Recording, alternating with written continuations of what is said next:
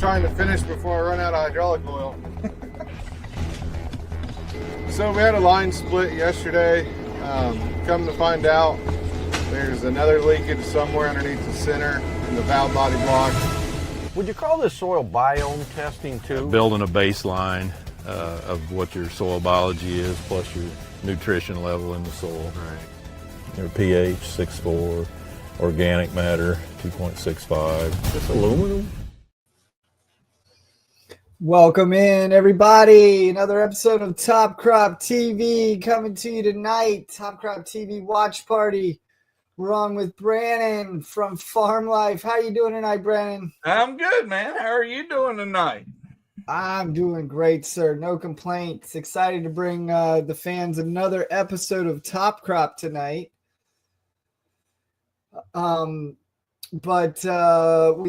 We are excited about this episode coming to you. As you saw there in the preview just before, we've got Corey Atlee finishing up planting, running into some crazy issues with the planter, some hydraulic lines not cooperating there right at the end of planting. Have you ever had anything like that happen, Brandon? Oh, never. We skate through the whole planting season and never have a part fall off the planter. Parts blow up. You know, if we could even get through a half a day without that, I would be happy. Right. That was a loaded. That's what we call a loaded question there. Look who's here. Hey, ladies and Russell's gentlemen, in the building. we will introduce the master of the ceremony himself. That's right. Russell Hedrick, the Regen King. Welcome in, sir. What's up? How's it going? I'm tired, boss. We made it through another week. What you been working on over there on the farm? Getting ready for planting. Been cleaning up brush piles and getting ready to go service a tractor, and I think I'm questioning my life choices today. No water lines today? No. Well, no, actually I did. I still got foam on my fingers from earlier. I just finished it. Oh my goodness. We did it live last night, and he was trying to repair 2 water lines during the live. Oh my goodness. Hey, if you work it, it'll work, buddy. That's all I can say. That's a fact. That's right. Keep coming back. Come on. Well, it's a lot to get ready for planting, and you've got more than most to get ready. So you say you're questioning life choices. What makes you question those choices? I don't know. It just, you work 20 hours a day right now, and we're getting a bunch of cleanup work done. But like, you have a plan. I'm going to get this much done today on the farm, and you get 50%. So that next 50% piles up tomorrow, and then you only get 50% of that. So now you're 75% behind. It just, this cleanup mess is for the birds. And that's not counting any breakdowns, Russell. Exactly. Fire department tried to shut me down today. One of my neighbors was complaining about the smoke. What do you do? No. Yeah, and they have issued fire warnings for us. So I can just, and they say up there around McDowell County, they're having fires. Yeah, it's pretty bad up there near Bat Cave. But I mean, we made small piles and got the excavator out there, and I'm working on them, and it is what it is. You got to get it done. I mean, we ain't got no time to wait. Yeah, it's getting warm. I've noticed it's getting warmer, making me think spring's going to be here pretty soon. We were 67 here yesterday. Yeah. Wow. Yeah. Russell, how far out are you before you start on a planter? 2 weeks. It's not much time. No, that's what I'm saying. That's why every day I'm getting stuff ready to go for it. Luckily, we ain't got a lot to do on them. I mean, we do enough maintenance every year that we very rarely have big breakdowns. We just, keep it maintained. 2 weeks, that's going to put you right near the farm machinery show. Are you still going to be able to go to that, you think? Yeah, I've actually got to go meet with some representatives the 11th, and then I'll head up there the 12th and 13th. Okay.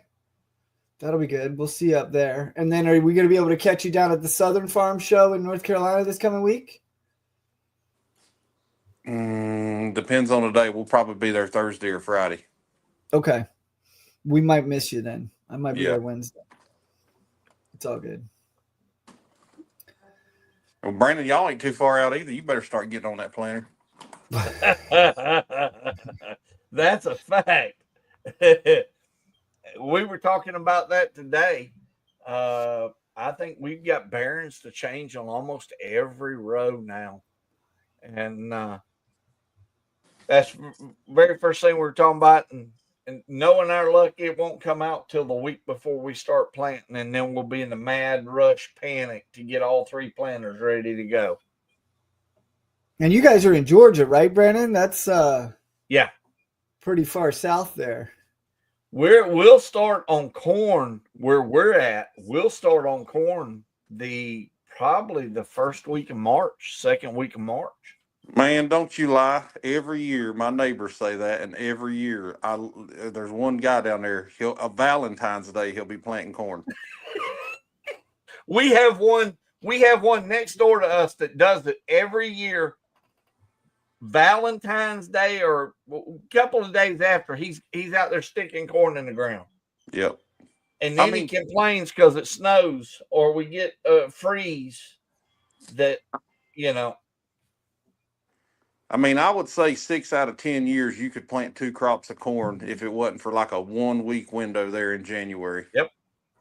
Well, I mean, we start picking our corn the second week in July every year. Oh, down there it's usually first of August. Yeah, we start on ours the second week of July every year. So are we not planting beans first down there? No, our beans don't go in until May. Yeah, if you plant too early. We go corn first. We go corn first, peanuts, and then beans. When we start picking corn on our farm, when we start picking corn in July, the combines will not stop until November. Oh, wow. Yeah. That's a serious stretch there.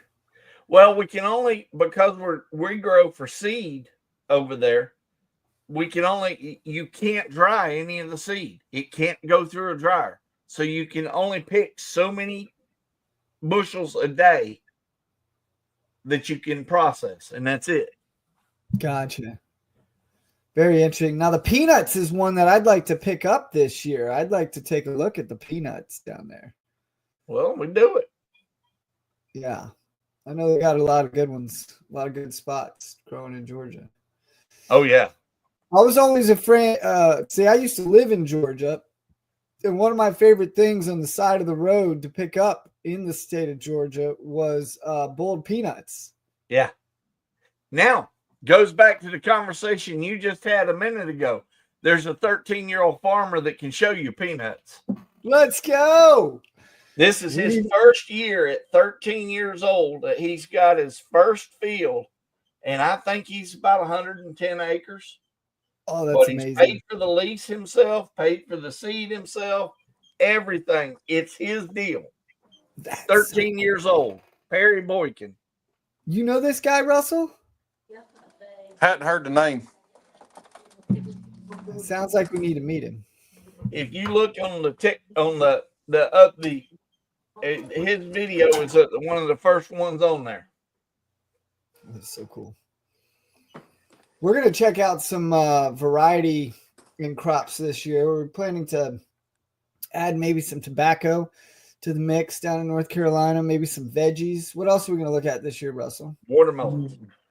Yeah, we can do melons or pumpkins. Mm-hmm. Butternut squash. Mm-hmm. We're looking for that highest ROI. Which one do we think it's going to be? If it doesn't rot, probably watermelons. Yeah, this year it's either going to be watermelons or, believe it or not, peanuts. Nice. Hey, I had guys telling me today on a Zoom call that they're talking about setting 20, 30, 40% of their marginal acres out, just not planting them. Yep. Yeah. Oh, yeah. Now, what I have heard is some people that are going to plant them, there's a lot of people from us south just going to peanuts on peanuts, no rotation, dropping the rotation and staying on peanuts, and not having a yield decrease. That's the unique part of it. Peanuts because they pay, I'm guessing. It's the only thing you can make money. You definitely can't make money with cotton this year. I was going to say cotton's looking pretty bleak, not unless you make 6 bales. Is it really? Because it was pretty good last year, Perry said. Let me see where it's at price-wise. Is it dropped? Like I didn't know 69 that. cents, 69, 70 cents, somewhere right along in there. Man. But here's the kicker. It takes 77 cents a pound to even break even. Yeah. In Georgia. Anywhere. Oh, gotcha. Yeah.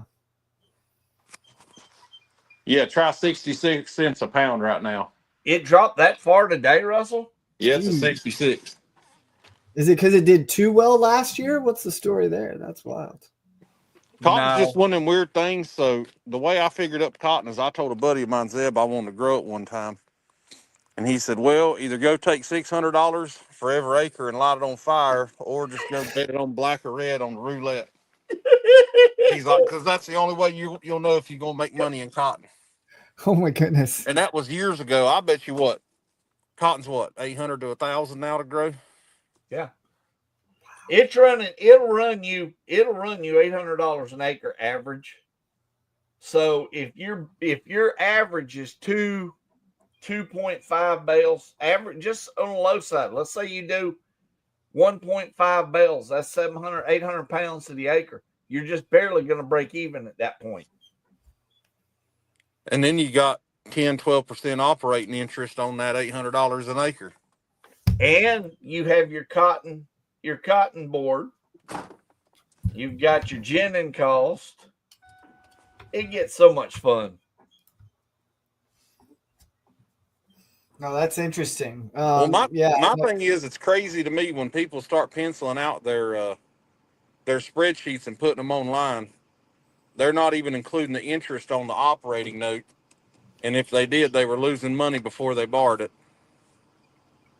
And here's another very sad fact right now is banks are getting less and less apt to loan money to farmers. Yeah, it's true. And people, when you see what it costs in the store, you got to realize the farmers are not the ones charging you that price. Plain and simple. Russell, Corey, all those guys, they're out there busting their cans every day for barely break-even cost. Mm-hmm. Yeah, it's a tough game. I liken it a lot to the art of gambling. Russell, do I need to buy you a slot machine, Russell? I think Kenny Rogers made more money than farmers did last year. Yeah. That's saying something. Yeah. I mean, that's why we're looking to go to like sunflowers this year potentially and do some press oil and like sell it in the bottle direct to consumer. And I don't know. We're going to figure something out. A lot of farm to table stuff it's a good thing to see more and more farms going farm to table. Yeah, it is. And moving forward, that's going to be required, I think, to well, and one of the things that you have to realize when you watch Russell and the where he's ahead of the game and he's looking at different alternatives, Corey, Dan, they're all the same. They're looking to work that ROI. It's a cool job to have, but if you can't make money at it or at least break even, it's a nightmare. A lot of nights, no sleep. That's right. But fortunately, we got guys like Russell showing us how to do it. Russell playing with some of these heirloom corn seed varieties, You got any of the blue and the red to show us, Russell? Yeah, I got some here bagged up in the shop. It looks like you're over close to it if it's still there. Yeah, it's back here in the back. Oh, you moved it. Yeah, I had to reorganize the shop to get some equipment in to do a little work. And Mark Mutton wants to know a little bit more about soybean oil, or I'm sorry, sunflower oil. Russell? I got a buddy of mine that he does cold press and presses out the oil, and then we feed the soybean cake back to cattle. But essentially, 8-ounce bottle is $7. I mean, that ain't bad margins. It sounds like it might pencil out. There's some of the red corn. Yes, this is such a treat, friends. If you haven't seen this before, this is tell us about this hybrid, Russell. So this one here is actually a Bloody Butcher. It's a red corn. It was bred. I want to say it was bred in Virginia because Jimmy Red was bred in South Carolina. But crude protein will run 10, 12%. I mean, you can make a livestock ration out of it with nothing added. And then this right here, that's the blue corn. Now that's pretty rare right there. Look at the size of those kernels. And that blue corn, it's been running 12, 14% crude protein. So, you know, when you can start talking about making livestock rations and without having to add soybean meal or stuff like that, you can start on your cost of production on livestock pretty good. Yeah, you can. Yeah, you can. But now, and it makes some of the finest bourbon you'll ever drink, and it makes some of the best cornmeal and grits. And man, them grits are good too. I bet they are.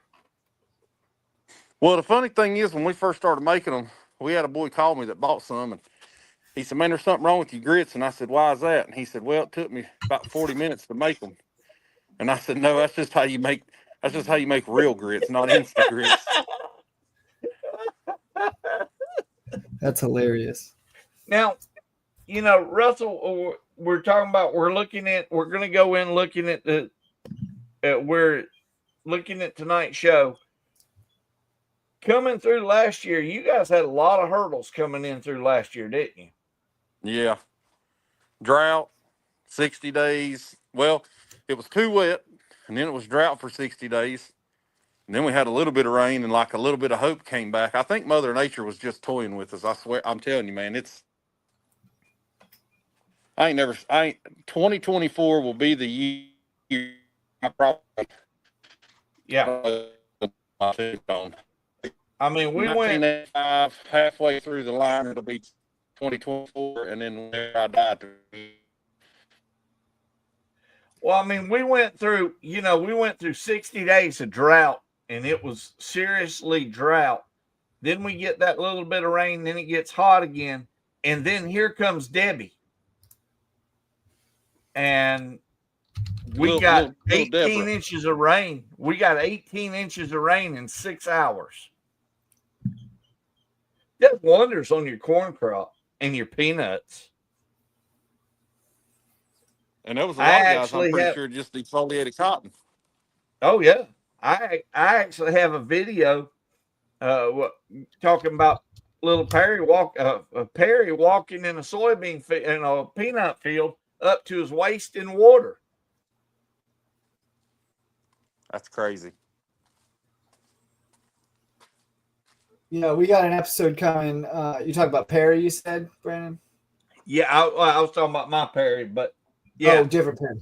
Just kidding. But let's talk about Perry. Let's talk about Perry Galloway while we're doing it. He had the same trials that we all had this year. He did. He had some of the better weather He did have a drought period, but he did have a little bit better weather than some of the other places. He wasn't. He didn't have to deal with some of the high winds like they did in Ohio and North Carolina, but they did have some pretty good yields this year. I know the cotton and the rice did really well down there. Yeah, and Dan and them didn't do so bad. Dan and them had decent weather other than the dry weather. Yeah, the I-States got pretty lucky. We got plus 20 on APHs from a few of the folks we talked to. And then you had the South. I'd say when you placed first in the NCGA, you had a pretty good season. Dan did a good job this year. Yeah, he did. Dan is the man. Dan the Hammer. Dan is the man. Let's go. We're going to take a look at Dan tonight in episode 2 of Top Crop. We had a visit from the drone crew over at Dan's. They were doing a demo with some of the drones from Best Way Ag. You know those guys, Russell. Tell us a little about Best Way. I started working with Best Way, and I got to say they probably got some of the best drone people in the United States. You got Ryan from Veteran Drone Services. You got Jake Harris from down in Alabama, which you know Jake, Brandon. Yep. You got Sam up in Wisconsin. Jeff's down there in Florida. And then, you know, Kyle and David Barbie, I've got to meet with them a few times now, and they're pretty much as good as gold. And, you know, they're pushing the boundary. I know this whole week they've been doing some training, and got to talk to 2 of them last night for just a little bit, and some of the new stuff that's coming out, and might have some cool new toys to show on TopCropTv for season 3, some exclusives.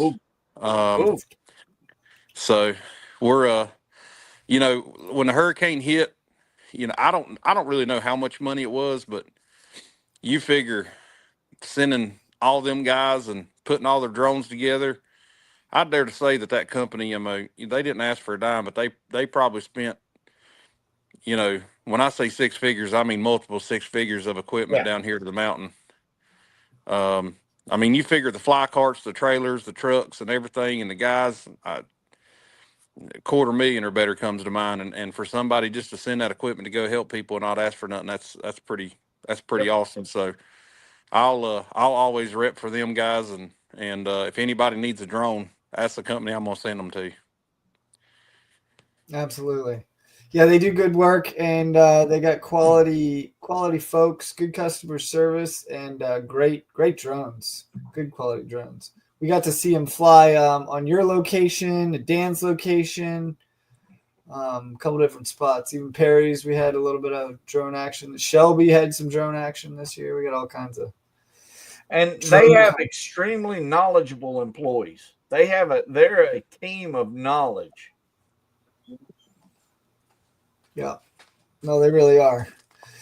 And the guys we got in the show got a lot of knowledge too. Today with Corey filling us in on his last day of planting, and with Dan, he's going to be talking about specifically some of the things he's using on the farm, some of the things he's trying out. We got Ag Explorer, our presented by sponsor. Dan's trying out some new products with them, doing some cool trials, seeing some really good things. So we're excited to showcase that episode for you tonight. And I think we'll come back. We'll try to come back with a post show as well if we can for you. Quick post show.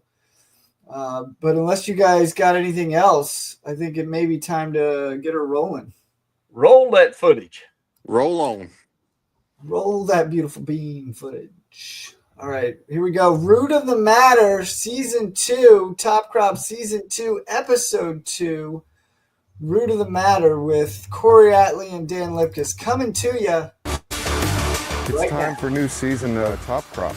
The health of our soil is going to contribute to us making money. I call it turning trash into cash. I'm still looking for big wins. I think it looks good.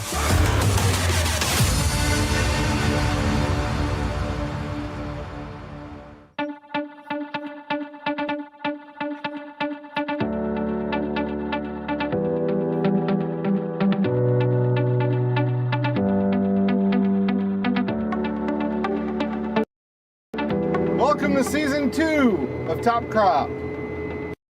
We are off to a great start in this 2024 season. It is May 2nd and we are wrapping up all the planting.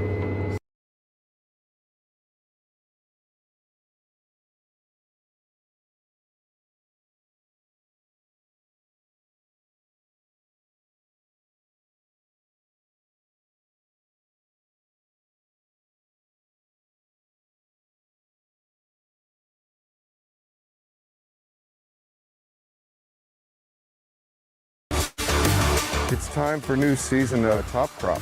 The health of our soil is going to contribute to us making money. I call it turning trash into cash. I'm still looking for big wins. I think it looks good.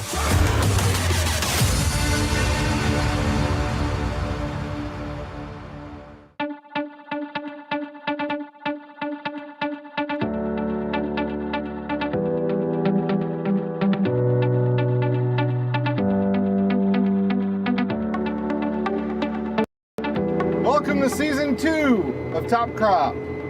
We are off to a great start in this 2024 season. It is May 2nd and we are wrapping up all the planting. So we are tickled to death. We're in the last farm, last field. We're about to be done. It's been a great year, great weather. Couldn't ask for any better conditions. It's almost 90 degrees outside right now. We got more rain coming in tomorrow. So right now we're very blessed, very happy. I'm Corey Alley, talking to you guys from Jamestown, Ohio. And we are here on our last farm, finishing up planting for 2024. We're all excited. This year we're trying a couple new products. One from Ag Explorer, their Octane. It is a sugar product, and we're running that on every acre this year on corn and soybeans. Really looking forward to good things. We tried it the last 2 years. We've seen good results with it. So that's something that we've added to our full program. Something else we're trying this year that's a little bit different is a product called Fish. So it is a bunch of different biologicals and food for it. So it's going to be interesting to see how that pans out. This is my first year trying it, but we got a trial on both corn and beans this year. So really looking forward to it. Okay. You just ran out, didn't you?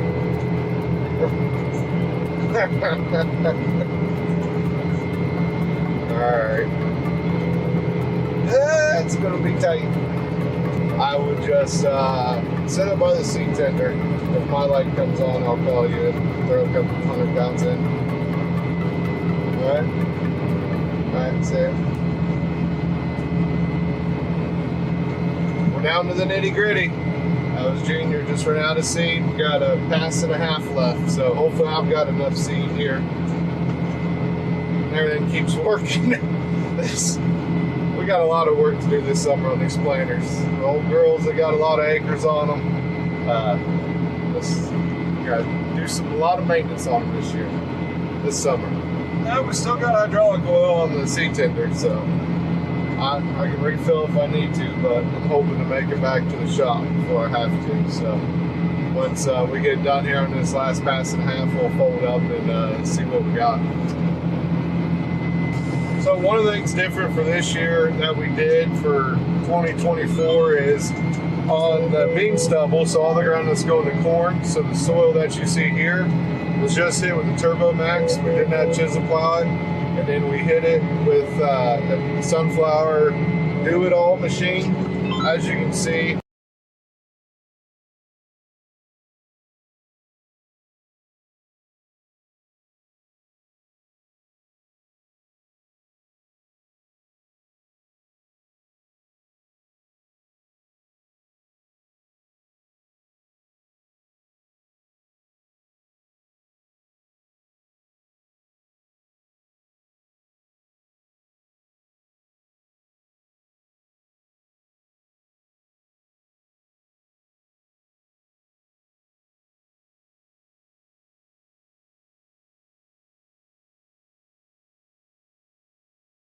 last year that went to bean ground.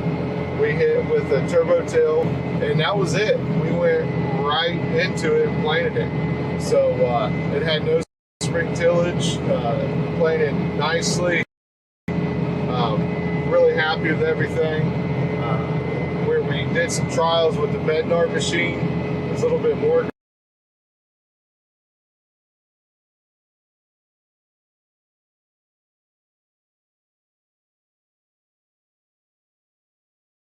And it worked up perfect, so very happy with it. All this minimal till is new to us, so we've kind of been trying a bunch of different things out to see what's going to work best for our operation, and we're still just trying to fill it out and see where we go with it. But so far, I kind of like everything that we've been doing, and it's been going good, so I have no complaints.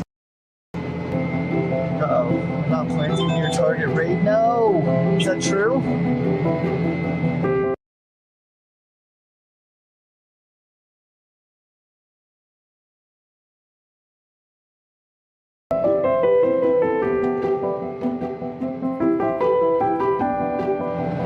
I'm out. Yep.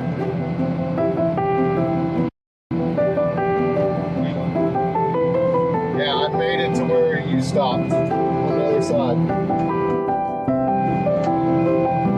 You got to do the end to the back. To the end and back.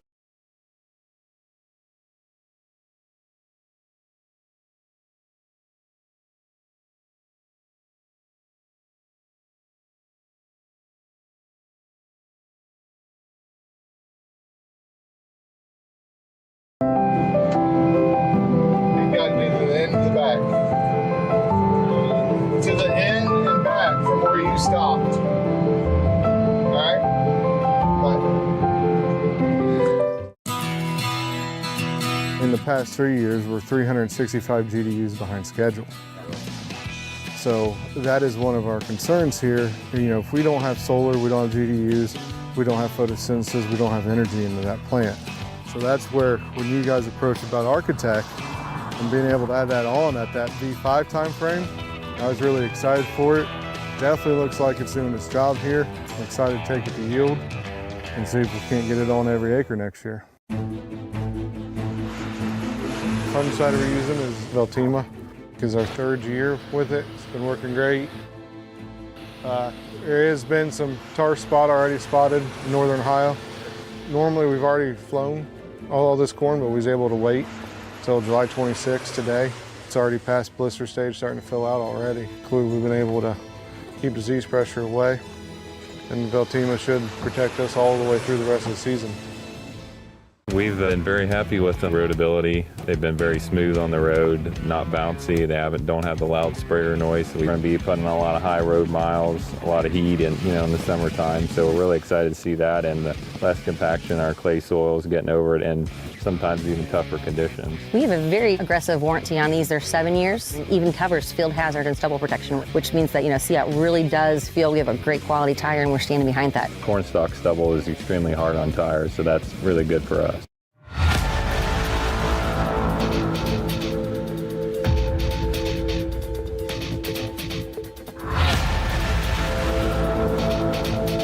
Looks to me like pretty even emergence. Yeah, for the most part. That's just like out in here somewhere. So this was knee-high or more rye. We sprayed it, gave it a short day, went in and then with a high-speed disc, took it down and put all the green. It was still green then, so. And if you, so this is sandier. Oh, yeah. And as you go up in here, it's even more sandy. Gotcha. So if you, and I was watching it rain, and the water was running down through these valleys.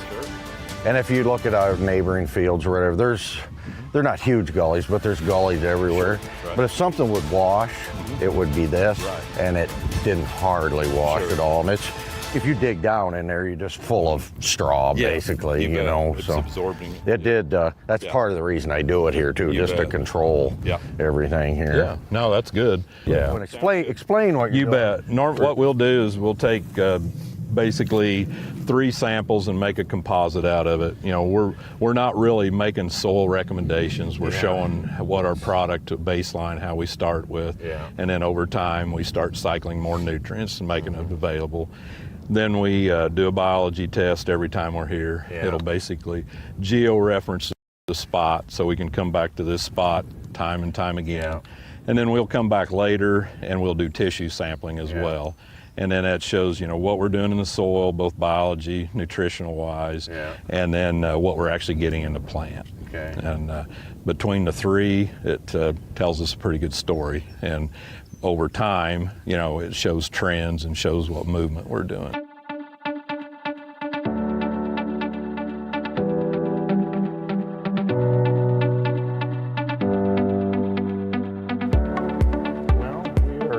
Would you call this soil biome testing too? Or, I mean, we're doing both. We're basically testing, you know, how our product works versus where it's not used, building a baseline of what your soil biology is, plus your nutrition level in the soil. Right. That, you know, here's your home farm, and these are points. These are points I just took. This is up here.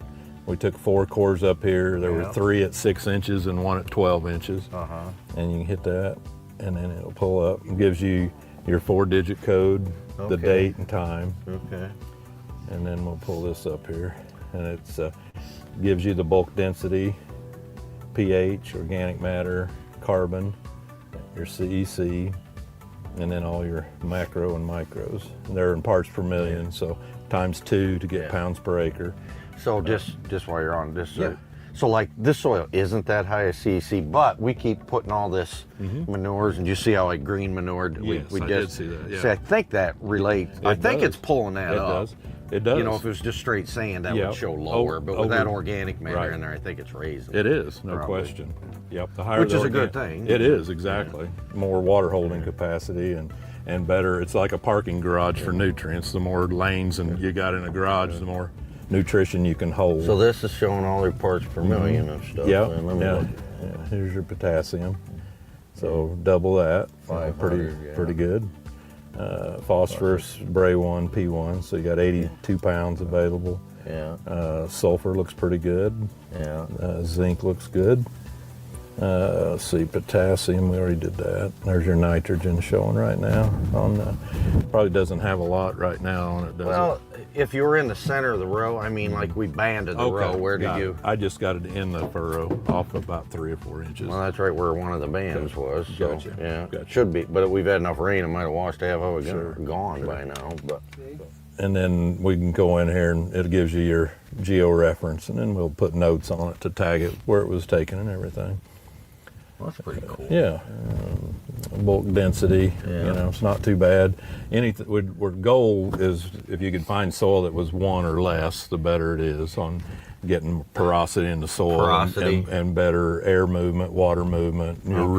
Your roots are less restricted the lower the number. Was worked ground going to just show that a lower number? A little bit, but not necessarily. Not not especially after we've got, you know, some rain and stuff on it. It's going to fill back up, but it will show your pH 6.4, organic matter 2.65. This aluminum? Yeah, aluminum. That seems awfully high. It is, but it shows up high everywhere. It does. It does. Now on a regular soil test, I've never noticed it being that high, but I wonder why this one's showing it that high. I mean, that seems pretty high. It does to me too. And aluminum's not a good thing. It's not. No, I agree. You don't want any of it if you can keep from it, unless you got a mine. Right. But so that might be something needs. I don't know how you address it. You really can't address it that I know of. So far, wherever I've tested, it's been high. It seems like.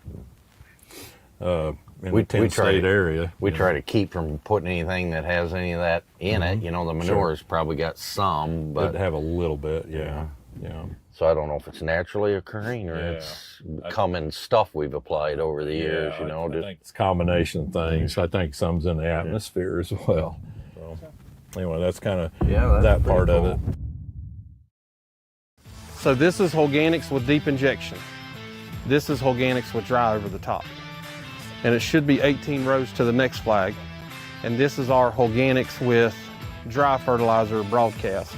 The plant health is definitely better. We're seeing the first lower leaf is starting to stress a little bit. Here we might have been 1 or 2 leaves below the ear leaf that's already started to drop off and brown up. So I mean, the crop stress is a lot less where we had the organics. Another thing that we're doing, the sugars, octane. We gotta have that sugar. We gotta have the kelpine for the stress mitigation. And then the big one, something we found out just 2 years ago, we've been toying with and we found it consistent.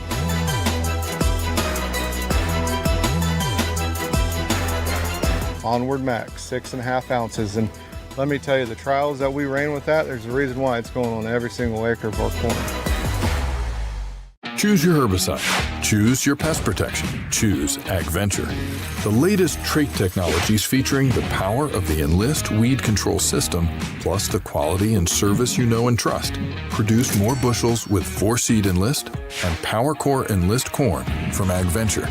Visit agventure.com/corn traits to get a whole farm solution with the latest corn traits.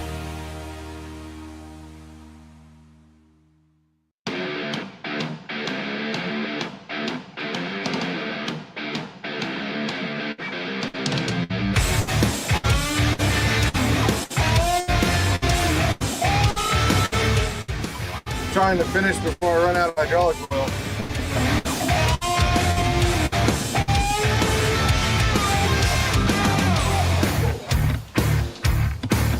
So we had a line split yesterday. Come to find out, there's another leakage somewhere underneath the center and the valve body block. It controls my lift and lower. Going that quick? Yeah. Yeah, it's that big of a leak. Kind of separated.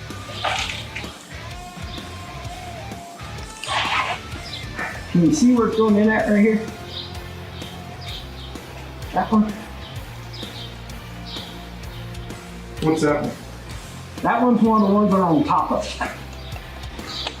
That's the one that's way out here. You see any other?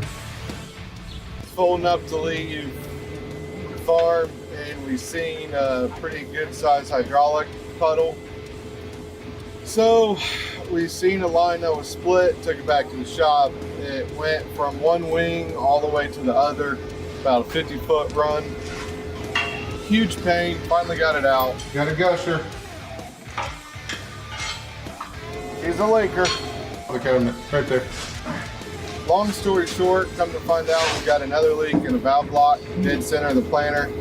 Not easy to get to. Like I said, this is our last day planting. So we're just gonna close our eyes and keep putting hydraulic oil in it and go.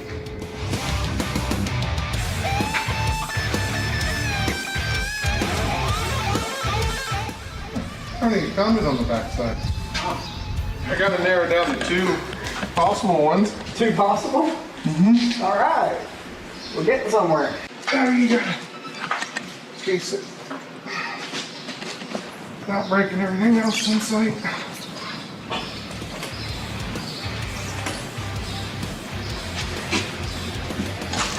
Easy. Watch your fingers. Go.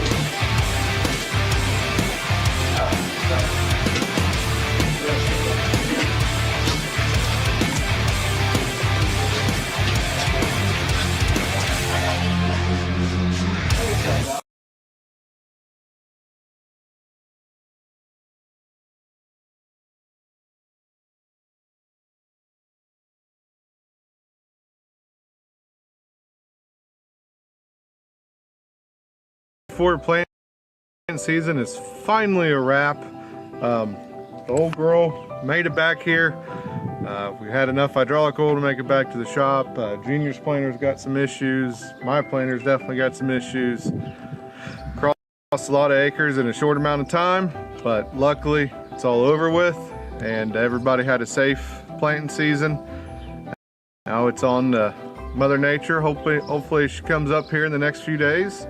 We'll get some good weather and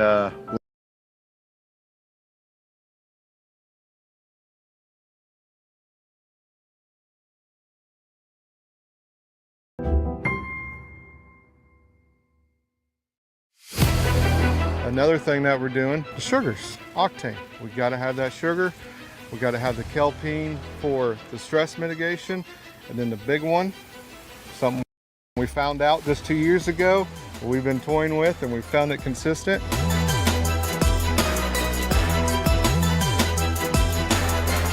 Onward Max, 6.5 ounces. And let me tell you, the trials that we ran with that, there's a reason why it's going on every single acre of our corn.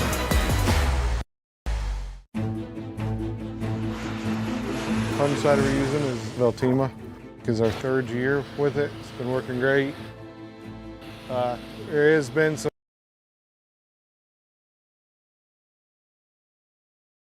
been some tar spot already spotted in northern Ohio. Normally we've already flown all this corn, but we was able to wait until July 26th today. It's already past blister stage, starting to fill out already. We've been able to keep disease pressure away, and Veltima should protect us all the way through the rest of the season. Wheels are turning. Top Crop, hey, we're gonna show our plant and tractor and the tires that we decided to use on it. We got a Deere 8370R, and obviously, you know, we're pulling a 24-row high speed, so we need to put all the horsepower to the ground, and we needed something that could carry a lot of weight. We're carrying these big tanks full of fertilizer. So Seat had a tire that had a high load carrying, weight carrying capacity, and also I really liked their tread depth. So we looked at that and ended up deciding to put them on the tractor, both front and rear. So noted the roadability of this was perfect. You know, these tractors run 26, 27 miles an hour, carrying weight or no weight, and I had no issues. It felt good and smooth, no hopping, no vibration, really smooth set of tires. They got something figured out with a rubber compound or however they're doing it, but really like the roadability. So Seat is a company I didn't know a lot about, but after researching them, looks like you know, they're up and coming and got a really good tire. Something else I'm really looking at when I look at new tires, I mean, just this tread depth, right? I mean, look how deep these bars are. That's, you know, they're that deep. That's a lot of wear. That gives you a lot of hours of use. You know, on a tractor this size, it all depends. A lot is just how much you go up and down the road, but you know, 2,500 hours a set of tires ought to do easily, you know, unless you're just roading all the time, and that's kind of hard on them. But you know, 3,000 hours, lots of times for a tractor needs a set of tires. So it's quite a while. So if you're going to make a purchase on a set of tires, you might as well get the ones you're going to like. We actually, before too long, are going to need a set of what we call our skinnies on the big New Holland sprayer, and we're definitely going to look at Seat on those also. That's probably the next set of tires that we're going to need. Well, the skinnies are just fit down between the row better. The floaters, you know, are more for like pre-applications, you know, with fertilizer and chems before you plant, not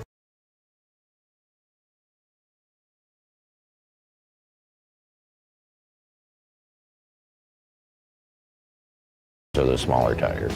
I think they're going to hold up well.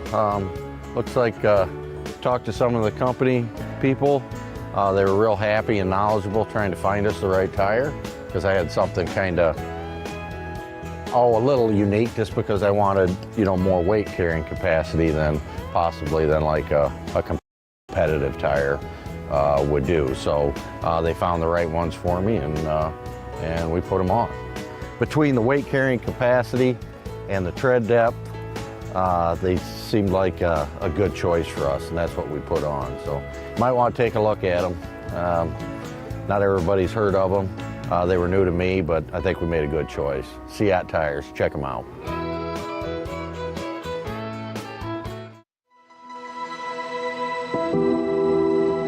Hey, top croppers. Always showing the stuff we're doing, right, on some of the products we're using. If you followed us on Corn Warriors, you know, we're always trying new things, trying to find a product that meets our needs, and you know, maybe it's got a little something special. Ag Explorer has a product that seems kind of unique. this adrenaline product. It's got a, I believe the proper way to put it, it has a amino acid-based protein hydrolysate in it.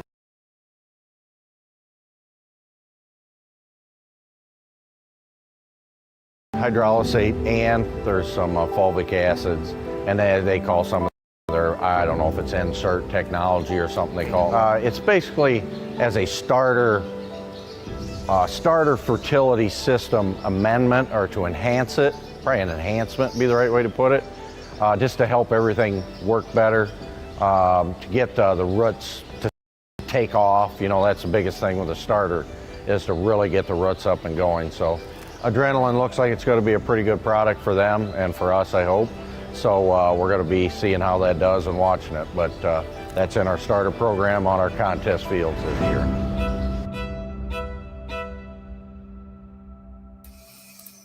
There we have it, ladies and gentlemen, episode 2 of season 2 of Top Crop. Thanks to Dan Lipkiss and Corey Atlee for hanging out with us, putting up with us on the farm there as we get in the way. I tell you what, it is a little stressful sometimes for the camera crew when equipment is actually down. And none of that is made up, just in case anybody's wondering. None of that is formulated or put together exclusively for the show. It happens probably because I show up, but it does happen quite often, and definitely part of the act. Russell could probably, you know, there's an old wives' tale about it was women on pirate ships, and it's Seth in tractors and combines.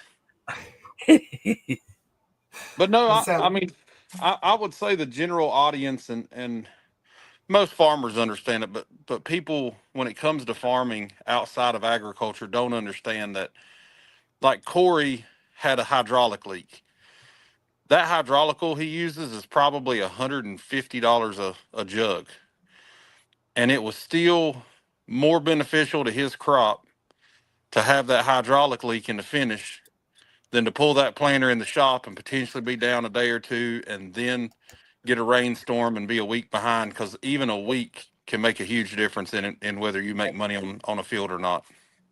And people don't realize either that the machines are not simple anymore. It's not a simple repair, such as that planter when it goes down. That's not a 5-minute repair job or a $2 repair job on top of that. I had no idea that hydraulic fluid was that much, and it was just leaking out in the field while he's driving through it. That's wild. We go through every year, we'll go through about 2 pallets of 5-gallon buckets. Wow. And each pallet has, 48 jugs on it? 48, if they're fives. Yeah, I think it's 48 fives, and we'll go through 2 pallets a year. That's incredible. I mean, these new. Go ahead. Well, these new machines, they're just built so a little different than probably the old ones. Russell can speak to this a lot better, but on some of these new planters, like what Corey's working with, the high speed, there's so many lines on it and so many moving parts. I don't know how stuff doesn't break more often, honestly. It's not just lines, it's electronics. I was getting ready to say electronics. Like we have special sensors that we're able to plug into this planter and check it before it goes to the field, because if you wait until the day of planting and you have a problem, you're another week out from even starting. And the bad thing about it, some of these planters, such as Corey's planter, there are sensors that will go bad 2 or 3 times a year during the planting season. And like this year on some of the cotton pickers, some of the sensors we needed were on back order. And that's what happened to me in 2020. Is I had a pulley go out on the combine and called the dealer, and he said that it was on back order and he'd have one in February. And we were picking beans in October, and I was like, do you really think my soybeans ain't going to bust out of the pod? And we ended up figuring out that a 10-20 grain header had the same bolt size, and it was 1/8 of a difference in the pulley diameter, and it would fit on my combine. Oh man! And just out Sometimes of that's what you got to do. You got to MacGyver it. Well, just out of spitefulness, when I got the new pulley, I left the old one on there for 2 more seasons until it went out. But you know, you laugh. Today's time, back orders not uncommon. You know, up until a few years ago, back orders were very rare, and now it's just the opposite. You're more apt to be back ordered than you are to get the part the first time. Yeah, but I guess the part that we've seen on back order is if you have a weird part on a combine that never needs to be replaced, and you're thinking, man, it's going to take them a month to get this. They got one in stock. But you need a seal for a knife roller on a corn header, and well, we can have one here in 60 days. A $3 seal. Yeah. Yeah, that doesn't work. That's the state of ag. Yeah, and that's a sad state of ag. Well, John, our buddies from down under are watching with us tonight. John, how is life in Australia? Let's go. We love the Aussies. Well, guys, Russell, it's been a great night. And of course, wait a minute. You were working on the Boda. Now you're back in your truck. Did you get mad and get frustrated with the Boda? No, I got the oil changed, the filters changed. All I got to do is go get a fuel filter they didn't give me. But I'm gonna go home, take a shower, and Well, John just posted it's 105 degrees Fahrenheit and rising in Australia. Goodness, it's a little different than here. A lot different. Sounds like a cool spell for them. Yeah, it does. Well, gang, we're glad you guys joined us tonight. Russell, as always, it's a pleasure having you with us on the show. Very much, Russell. Thanks We for having appreciate me. your time. Hey, Seth. Yes, sir. Maybe we can put it on Facebook or some of the socials, and if somebody wanted to come on and talk farm with me, we'll do like a random selection. Ooh, yeah, Ooh, let's do that. That'd be a good Monday night. That'd be a good one for Monday night. That'd be perfect for Monday night. You heard it here first, guys. If you're interested in being brought up in one of these boxes here in one of our live shows on Monday night, I think that time on Monday, Brandon, what is the time? 8 p.m.? Yeah, 8 p.m. on Mondays. Go ahead and either DM us on one of the platforms or throw your name out there to one of our moderators to catch, and give us the reason that you think we should bring you up and a topic of conversation that you might be interested in discussing. And we'll pick somebody at random for our Monday night show. That's a great idea, Russell. I love that. Crop talk with Russell. Crop talk in your crop top. Yep. And for everybody that doesn't know, make sure you head over to our website, TopCropTv.com. You can pick up your crop top on our website, as well as the TikTok shop, along with a lot of other good swag. We did recently add these cool new hats to our TikTok shop, Bass Agency. A lot of folks picking up Bass Agency on the talk, and some big fans out there. So we got the Bass Agency hats floating around as well in the shop, as well as our Top Crop beanies, Top Crop hats. We got Top Crop vests. We got notebooks, socks. I mean, you name it. We pretty much got it. And stay tuned for the announced release of the Top Crop calendar. I don't know. I'm starting to think as much as we're mentioning that thing, it actually might happen. I mean, Corey's July, I'm December. You know, Corey, Ethan, Dan, and Perry pick a month, and the rest of them just put some cool equipment shots in it. Right. Well, I'm starting to think that you may have done this before, being a fireman and all. Maybe there's some history there we need to be told about. I'm a married man. I make no comments about such things in the past. A freshly married man, too. Yep. Yep. That we were fortunate enough for the three of us that iPhones did not exist until we were at least somewhat mature adults. I said somewhat, but That's true. yeah. I'm just glad when I was 18, there wasn't any phone. There was no cell phones, no cameras, nothing. Right. Could you imagine how the world would function in farming if Seth had to call and leave a message on my answering machine for me to call him back when I got back to the farm? For me to know when to be there for the right timing for the shot. Yeah. That'd be wild. Well, you could have had a beeper. He could beep you. Hey, I had a beeper, and I only had it for a month because if you look at your phone, MOM is 666. And my mom was paging me to call mom, but it just kept coming across 666. I thought Satan was trying to get a hold of me. True story. Happened in 2001. Oh, that's hilarious.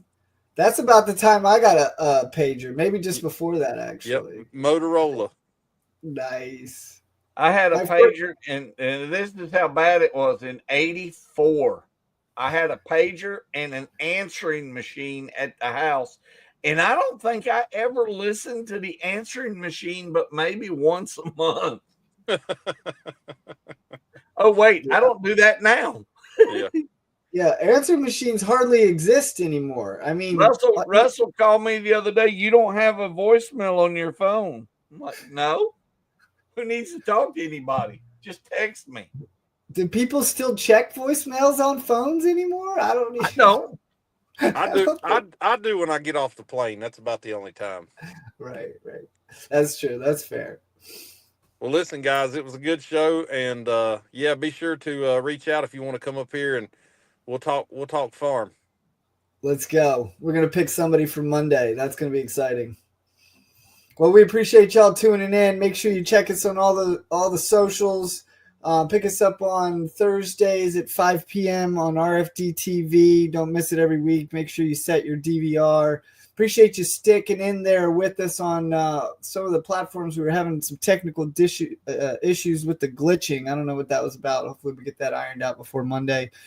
We were going to all the platforms tonight, so might have been pushing the limits, and I appreciate y'all's patience. Brandon, thank you so much for helping out, letting us use your StreamYard, your channels. You're so awesome, brother. I appreciate you. We have a good time. We do have a good time. And Russell, the king of region, making it happen down there in North Carolina against all odds. We can't do it without you, brother. I appreciate all you do as well. I'll catch you boys next time. We'll see you on the flip side. Ag Explorer, our presented by sponsor in association with BASF. All the good sponsors tonight that you saw on the show. We're so grateful for all of you helping us make the shows. We're going to bring some of them up this season as we do these live broadcasts as well. You'll be able to learn more about each and every one of them. Feel free to check them out on our website as well. We got a sponsor page on there. And thank you for all our mods and all the channels. I want to mention big special shout out to all our mods on the talk and all the other channels handling the rooms tonight and making sure everything happened. It warms my heart. We have such a good community of people, and just really blessed to be able to bring you guys some quality agritainment. And something that I have got to say, there are a great group of mods that do this, and it takes a team to put this together. This is not just three people sitting right here talking. It takes a team, and it takes hours to put this together. And thank y'all for everything you do. And to our audience, thank you so much. You're the reason we do it. We'll see you on the next one. God bless.